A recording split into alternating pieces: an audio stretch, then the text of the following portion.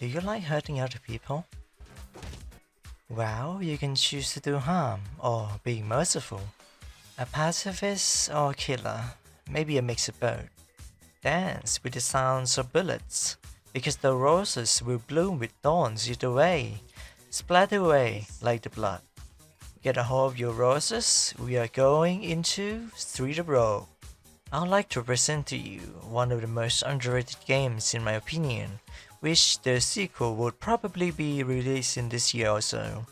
When you think of the word sandbox, what is it that comes to your mind? That's right, a square box area full of sands for children to play in. The freedom is the sky limit. Throughout the years, ever since I started gaming and doing gaming commentary, I noticed something. There's not that many interesting sandbox games. Now, I'm not saying that there's not that many sandbox games out there. There's a ton. But the one that executes itself very well and is more open compared to other games, I don't know.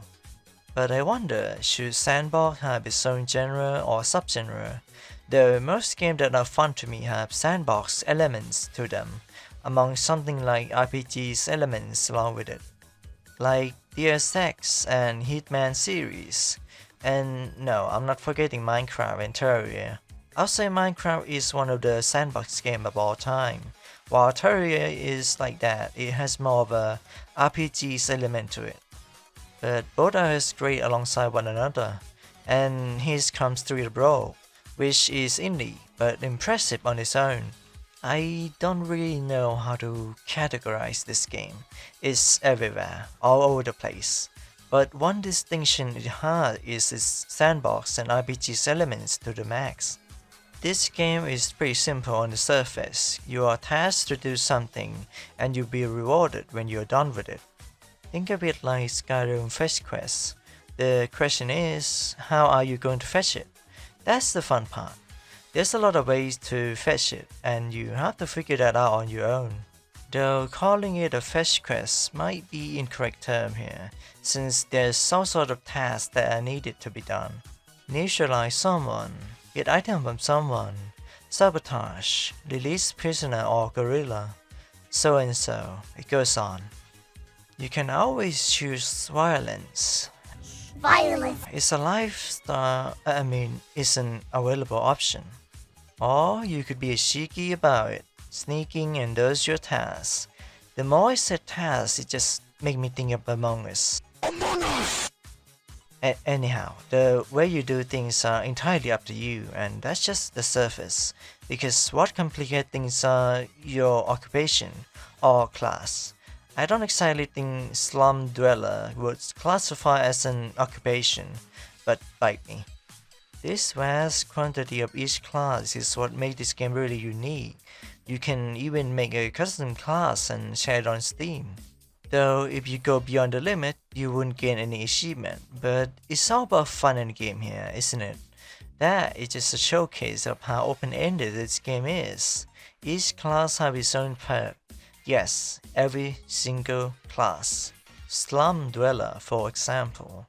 They start off with, well, not much, but they gain XP faster than any other class, so they get to unlock their skill earlier than others. Classes define how you go on about doing your business.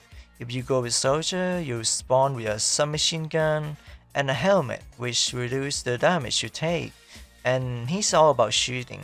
He entered the level with a gun. This man means business.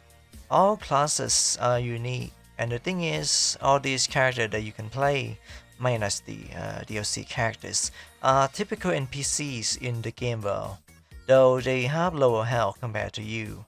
Slum Dweller NPC would try to take money off the floor, for example. Scientists would lock up a gorilla in a test chamber. Though since you are the main character, these NPCs aren't as strong as you.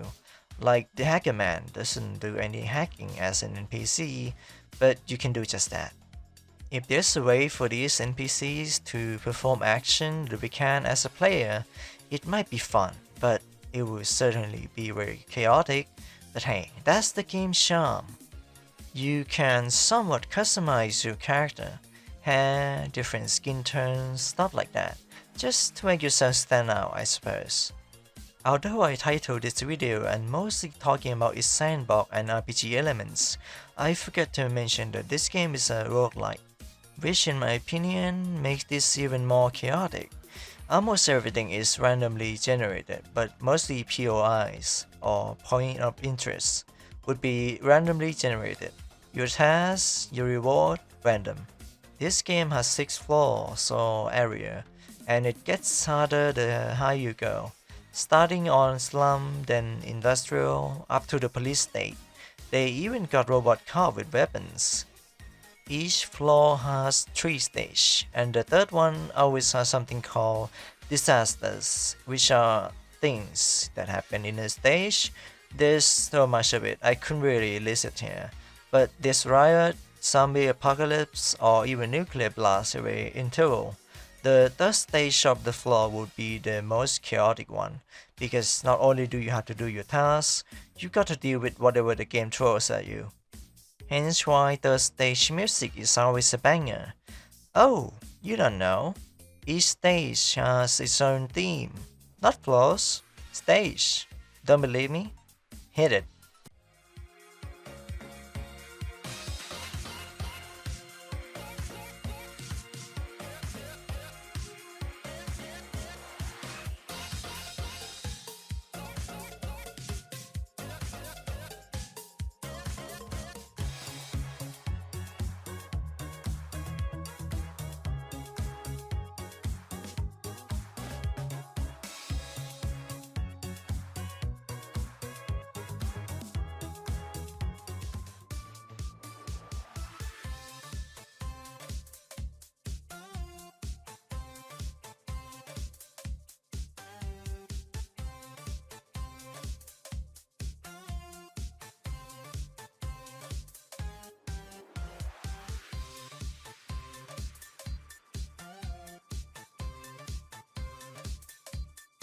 Just in case you don't want extra gray hair on your head, you can turn off disaster in Mutator computer, which brings us to the next part, Mutator.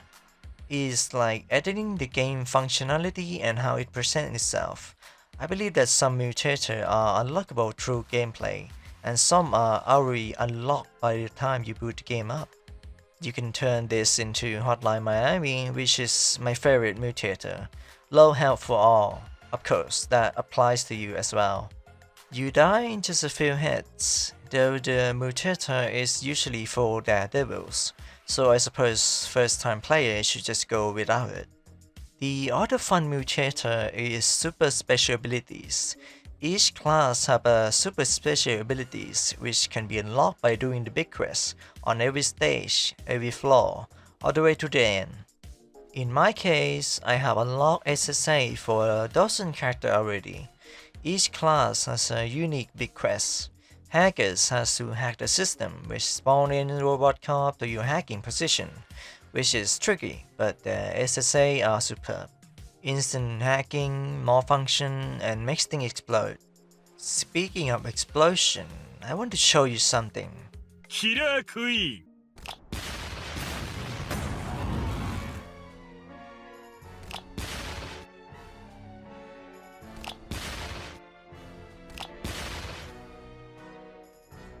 The DLC characters, they are all worth it, but this guy alone is the reason why this game is so great.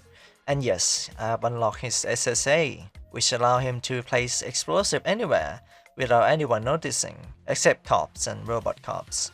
And the way he works is pretty fun. You just turn item into makeshift bombs. You need to hit 100 to obtain 1 bomb, so each item to him are just numbered to hit 100. And to be honest, I wish there's a mod that changed the detonation sound effect to be like the one in JoJo Part 4, which brings us to a little sidetrack, Workshop. Though limiting, it allows you to create map chunks. That's pretty much it for the Workshop. Though I sure hope that the modding in the second game, which should came out this year, would have more modding aspect of it, more than just base custom characters and map chunks, you know? And I sure hope they bring Demolitionists back, since the sequel would be full-fledged open world game, GTA style. Imagine what I can do with makeshift bombs. I'll definitely play the second one. I have some footage of co-op, and here it is, just me and Shaq spreading chaos. And to be honest with you, I haven't had this much fun in a while. Just wish there's more of us to wreak havoc. Like, can you imagine a full lobby and we got gun, explosive and stuff? Oh yeah, speaking of co-op, you can use money to recruit NPCs. And as of writing the script, I absolutely forgot what the gang's members are called. But there's blue and red. I think you can just call them in from a radio or something. They kill each other on sight, by the way. You can have companions, and with certain perk and abilities, you can have more, and it will benefit you a lot more. There's a lot of perk that buff that. Speaking of perk, every playable character has unique perk to upgrade, which usually end up in SSA if you still remember that. But in SSA, you get all those perk upgrade. But playing the game normally, you gradually make yourself more powerful by upgrading your character perk. And that's just their own perk, not to mention a general perk which any character can unlock. Take less damage from bullet, do more damage with your fists, your item lasts longer, that sort of thing. Man, about that demolitionist part, I sure make it sound like I'm the Dark Knight Joker. You know the bomb scene? Here we go. Let's shift our focus on the world, shall we? There's interactable items on the map. Some refill your ammo if you pay, some buy stuff you sell, and some let you gambling your money away for a gacha. I kid you not, a gachapon. Though there's a limit on how much you can do, which is good. Unless you go for mutator and turns on no limits. For hacker, it's a goddamn heaven, since they hack those things too. The machine to buy your items in higher price and lower the price for gachapon. Say, anybody a street rogue hacker that can hack my gacha account and give me a lot of gems? No? Okay. They are not limited to certain machinery either. You can go to the bank and borrow some money. If you don't pay up, then you would have price on your head. Let's talk about items. There are so many items in this game, and you collect this thing called nuggets to unlock those items. You can even buy those items at the home base. Some are just stupidly powerful. Though from what I know, the NPC have no idea how to heal. Except vampire NPCs, which funnily enough don't turn their victim into a vampire. I guess a bat have a different way to spread their filthy disease. Oh. Anyways, if you're up against some horrible NPCs and there's a knife nearby, they might try to use it against you if you provoke them. Same goes for other NPCs, with an exception of pacifists and some dumbfounded characters that have no idea how to use weapon or operate a calculator. There are a total of 5 firearms in this game, though the last one I don't know if it counts as firearm. We have pistol, basic, all decent ammo, a revolver, big damage, low ammo. Shotgun, deal pretty big damage up close. Compared to the former, this one is better. Submachine gun, like the pistol, but automatic and have higher fire rate.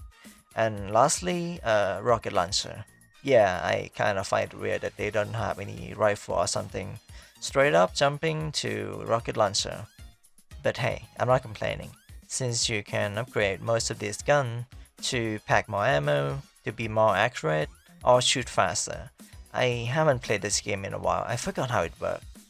There are also items that complement firearms as well, like body armor which reduce damage taken in general, but mostly from bullet, or the auto attempt that regenerate your ammo once you kill enough people. Very useful and fun with low health for all mutator. Oh, pew pew. I forgot that you can put silencer on most gun, but I forgot about that because I call them like a normal man. They are suppressor, not silencer. Along that, I also forgot all the firearms in quotation marks, like the one that let you kill ghosts, really. Freeze ray, shrink ray, and taser? The last one is very little in the water, I can tell you that much. And I believe police characters start with taser. not to be edgy, but if you truly want to role play as a cop, I don't think you should go with the taser. Just beat them up with a baton or something. I mean, this game let you do all kind of thing. If things get complicated, violence is always the option. For at least 70% of the playable characters, they are always the option. The other 30%, well, they have unique ways of handling things, and if you are a Rimworld fan, you are going to love the cannibals. This game feels a lot more alive because NPCs somewhat have a routine or specific behaviors that make them stand out. Scientists would lock up gorilla in a cage with bodyguards standing near the entrance, some kind of jail, and there's more to it, like more than just the building that you see. These NPCs are very dynamic, and they consider other NPC to be either an enemy, friend, or neutral. Gorilla and scientists will never go well together, hence why Gorilla big quest is to bust out another gorilla. The gang members, the blue and the red, they are rivals, and they would patrol around, then see each other and beat each other up. Police NPCs would always act upon seeing unlawful behavior. Strangely enough, they prefer to beat perpetrator to a pulp with their police baton or nightstick. On high level, they're straight up shooting the perpetrator. What does this mean? To be honest, I'll do the same. I have my right as an officer.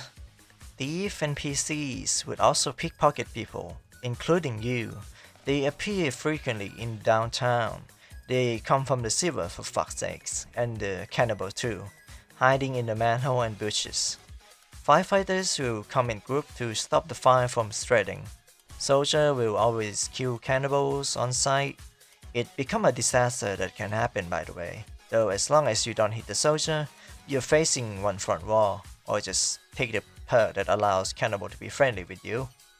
Mind you, if you kill them during disaster and not on normal occasion, they don't drop the ammo or item.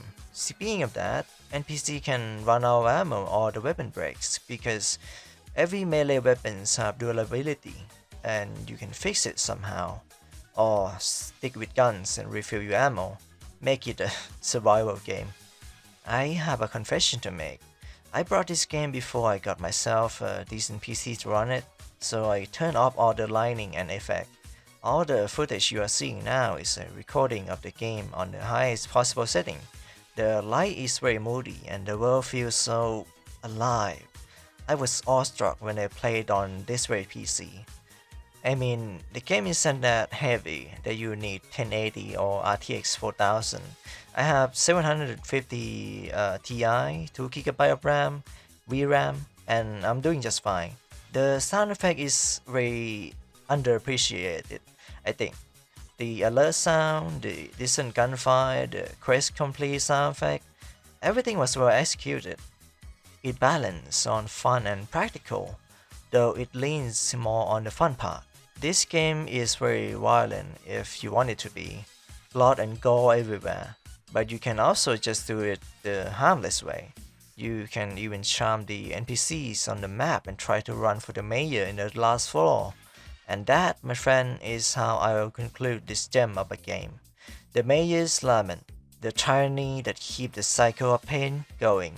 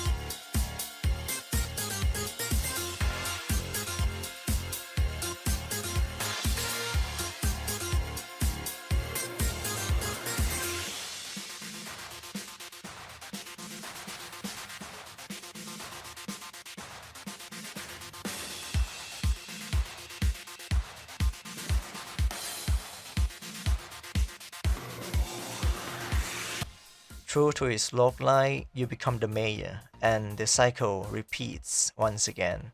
Though that was quite a banger of a music too in it. It's a mix of all the music from previous floors, and if you complete your big quest prior to this and finish the game, you unlock super special abilities. This game has a lot of replayability value to it. I can't express it enough. The game is dirt cheap on its own, even more so on sale, and the marketing to buy their sequel. Try this game out, I highly recommend it. It's art, and I'll conclude my 3000 words of script here. That was one to write and to read. Baby, I'm back at it again with gaming commentary. After a long hiatus, we are so back for more gaming commentary. So back. I want more. Like and subscribe to the channel if you haven't. This will be my first step to make quality content like this. There's many ways you can support me. PayPal, Ko-fi, or Patreon. On my higher tiers on Patreon, I also have cross-dress requests or whatever, but that will happen when I move out to live in a better place to take picture. So keep supporting me and we'll see to it. If you have any games you want me to try and recommend, do tell me in the description of the video. I'll maybe pin my comment about it. Anyways, I'll be seeing you around, you maniacs. Farewell from Ace Solemn Mania.